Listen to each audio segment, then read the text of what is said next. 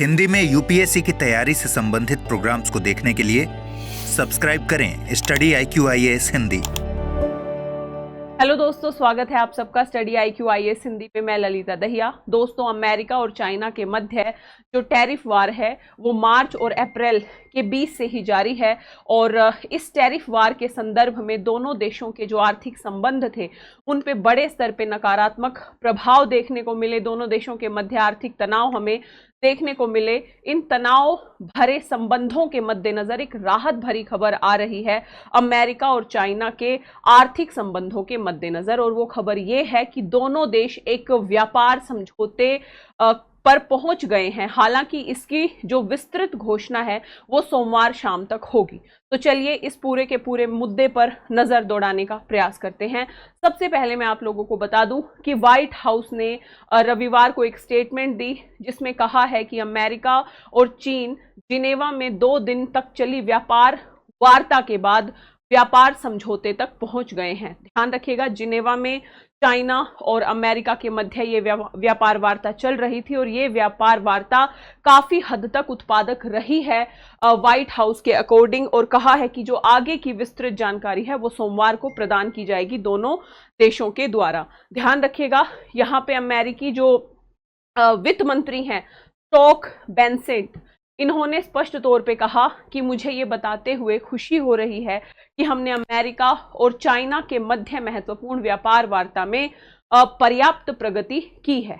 इसके साथ ही जो अमेरिकी व्यापार प्रतिनिधि राजदूत हैं जेमिसन ग्रीर, उन्होंने भी स्पष्ट तौर पे ये कहा कि ये जानना महत्वपूर्ण है कि दोनों देश कितनी जल्दी एक व्यापार समझौते पर पहुंच गए हैं। दोनों देशों के मध्य जो मतभेद हैं वो उतने बड़े नहीं थे जितना पहले सोचा गया था, यानी थोड़े से प्रयास के बाद ही दोनों देशों के मध्य जो व्यापारिक टकराव था उसको लगभग सुलझा लिया गया है।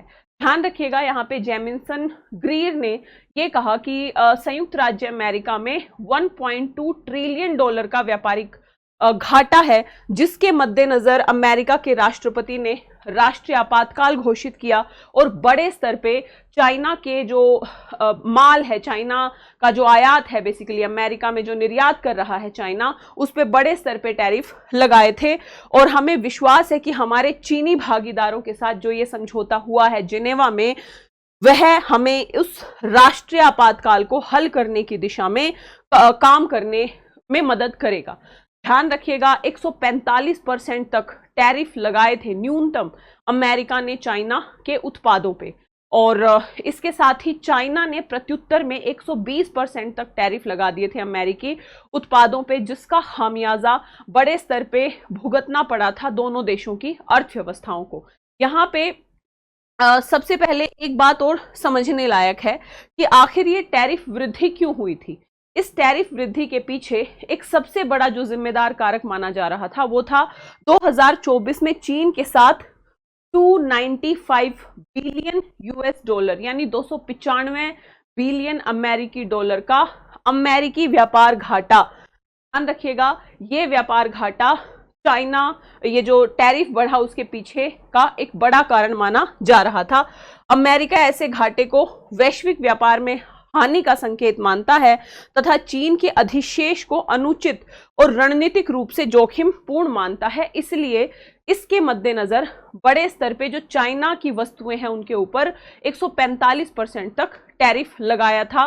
ध्यान रखिएगा, ठीक है। तो ये विवाद चल रहा था। इसके साथ ही अमेरिका और चाइना के जो भू राजनीतिक प्रतिद्वंदिता है उसके मद्देनजर भी इस टैरिफ वृद्धि को देखा गया था, जिसमें हम देखते हैं चाहे ताइवान का मुद्दा हो, चाहे दक्षिण चीन सागर का मुद्दा हो, तकनीकी प्रभुत्व यानी कृत्रिम बुद्धिमत्ता, क्वांटम पर रणनीतिक संघर्ष हो दोनों देशों के मध्य, तो इस तरीके के संघर्ष के मद्देनजर भी हम इस टैरिफ वृद्धि को देख सकते हैं। साथ ही तीसरे देशों के माध्यम से टैरिफ चोरी, जो चीनी कंपनियां हैं उन पे अक्सर ये आरोप लगता रहता है कि अमेरिकी टैरिफ से बचने के लिए वियतनाम और मलेशिया जैसे आसियान देशों के माध्यम से चाइना निर्यात करता है अमेरिका में।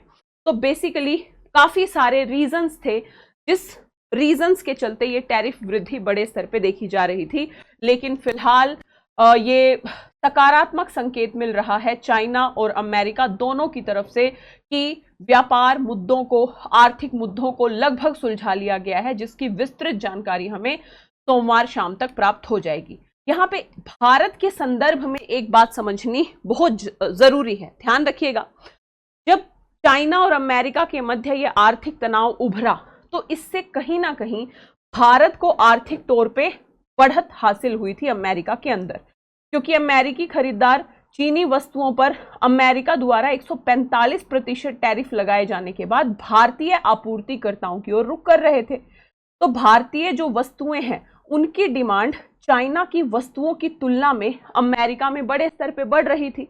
तो ये जो व्यापार समझौता है ये कहीं ना कहीं इन बेसिकली ये जो तनाव था दोनों देशों का, पश्चिमी देशों के साथ गहन आर्थिक एकीकरण के लिए भारत की संभावनाओं को बढ़ावा दिया था। यानी भारत के आर्थिक हित जुड़े हुए थे, बेसिकली बढ़ रहे थे, हम ये कह सकते हैं, क्योंकि प्रतिस्पर्धा हमारी चाइना के उत्पादों से तुलनात्मक तौर पे कम हुई थी।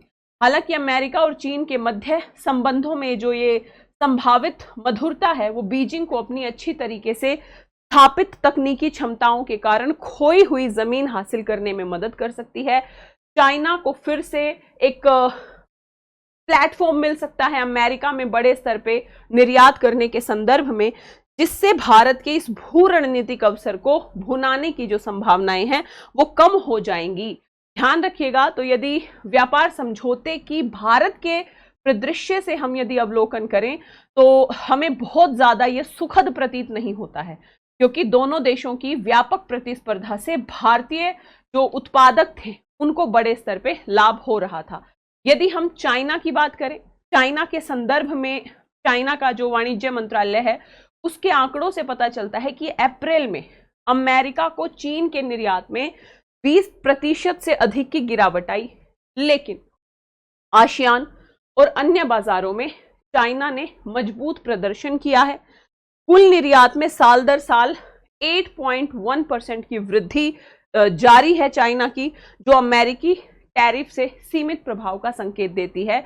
यानी जितना अनुमान लगाया गया था चाइनीज अर्थव्यवस्था को ध्वस्त करने का, वो अनुमान पूरी तरीके से सटीक प्रतीत नहीं होता है, क्योंकि चाइना के पास अमेरिका के अलावा दूसरे भी विकल्प के केंद्र है जहां पे चाइना अपने व्यापार को प्रोत्साहित करने के लिए निरंतर प्रयासरत है। ध्यान रखिएगा, यदि हम अमेरिका के राष्ट्रपति की बात करें तो उन्होंने भी इस वार्ता को सकारात्मक कहा है और एक दोनों पक्षों ने एक पूर्ण पुनर्निर्धारण, मैत्रीपूर्ण, रचनात्मक तरीके से बातचीत की है। ट्रंप ने ये बताने की कोशिश की और ट्रंप ने प्रगति के बारे में विस्तार से बताए बिना कहा कि हम चीन और अमेरिका दोनों के भले के लिए चीन को अमेरिकी व्यापार के लिए खोलना चाहते हैं। बहुत बढ़िया प्रगति हुई है, यानी दोनों देश फिलहाल सकारात्मक नजर आ रहे हैं और सूत्रों से ये पता लग रहा है कि अमेरिका अपने टैरिफ को 145% से घटाकर 80% तक करने की दिशा में सोच रहा है ना। और यदि ऐसा होता है तो दोनों देशों के मध्य जो ये आर्थिक टसल है, आर्थिक जो तनाव है, वो बड़े स्तर पे कम होने की गुंजाइश है। बाकी इस खबर पर नजर बनाए रखेंगे। सोमवार को दोनों देशों की तरफ से क्या स्टेटमेंट आते हैं, क्या विस्तृत वर्णन या विस्तृत जानकारी आती है इस व्यापार समझौते की, उस पर फिर हम कल की क्लास में चर्चा करने का प्रयास करेंगे। ये थी एक छोटी सी परिचर्चा। इसके साथ ही दोस्तों मैं आप लोगों को बता दूं, यदि यूपीएससी की आप तैयारी बहुत बेहतर तरीके से करना चाहते हैं तो स्टडी IQ IAS हिंदी के T2I फाउंडेशन बैच से जुड़ें, जो 15 मई से शुरू हो रहा है। ग्रेट नॉलेज फेस्टिवल सेल चल रही है, 15 मई तक वैलिड है। आपको ये बैच फिलहाल 29,999 में मिल रहा है। कोड यूज करना है LDLIVE, LD लाइव कोड के साथ ये बैच आपको 29,999 में मिलेगा। ध्यान रखिएगा, पीटी से लेके इंटरव्यू, पीटी मेंस इंटरव्यू, हर स्तर की प्रिपरेशन इसमें इंक्लूड है। तो देर किस बात की, फटाफट जाएं स्टडी IQ की ऐप या वेबसाइट पे, या इस वीडियो के डिस्क्रिप्शन बॉक्स में एक लिंक दिया होगा, उस लिंक पे जाना है, कोड यूज करना है LD लाइव, एडमिशन लेना है, अपनी तैयारी को बेहतर तरीके से आगे बढ़ाना है। इसके साथ ही आप जुड़ सकते हैं मेरे Telegram channel Lalita Dahiya academy, Instagram और Facebook page Lalita Dahiya academy से। आशा करती हूँ ये परिचर्चा समझ आई होगी और ये परिचर्चा अंतरराष्ट्रीय परिदृश्य के हिसाब से काफी ज्यादा महत्वपूर्ण हो जाती है, विशेष तौर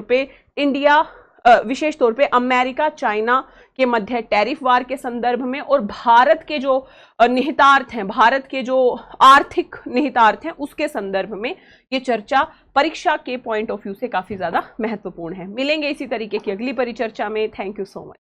हिंदी में यूपीएससी की तैयारी से संबंधित प्रोग्राम्स को देखने के लिए सब्सक्राइब करें स्टडी IQ IAS हिंदी।